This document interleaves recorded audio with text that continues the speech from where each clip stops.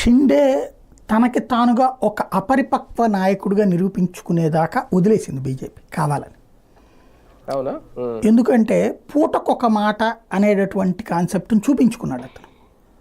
ఇప్పుడు తను ప్రజా నాయకుడు కాదు,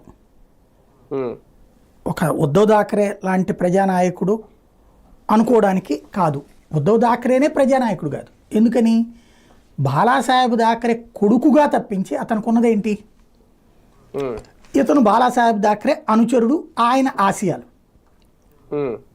ఆయన ఆశయం సరిగ్గా నిజమైన ఆశయ సాధకుడైతే అసలు ప్రభుత్వంలో చేరకూడదు, పదవి తీసుకోకూడదు. బాలాసాహెబ్ థాకరే ఏ రోజున తన కుటుంబానికి పదవి తీసుకోలే. కింగ్ మేకరే కానీ కింగ్ కాదు.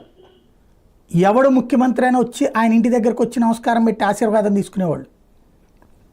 ఆయన అల్టిమేటం జారీ చేస్తే ఆగిపోయేవాళ్ళు. అంతే తప్పించి ఆయన తన కుటుంబానికి తనే సీఎం కావాలనుకుంటే అయ్యేవాడిగా ఆయన. ఇదివరకు ఆ రోజున బీజేపీ శివసేన గెలిచింది కదా, కానీ మురళీ మనోహర్ జోషి లాంటి వాళ్ళని ముందు పెట్టుకొచ్చారు. మనోహర్ జోషి లాంటి వాళ్ళని అటు బీజేపీ వాళ్ళకి ఇచ్చి వాళ్ళిద్దరినీ ముఖ్యమంత్రిగా ఉప ముఖ్యమంత్రిగా చేసుకోమన్నారు తప్పించి ఆయన ఎప్పుడు ఏలుపెట్టలా. ప్రభుత్వం ఆయన చెప్పినట్టే నడవచ్చును, అన్నిట్లలో ఏలుపెట్టడుగా ఆయన. విధానపరమైన నిర్ణయం ఆయన చెప్తాడు అంతే, మిగతా అన్నీ ప్రభుత్వం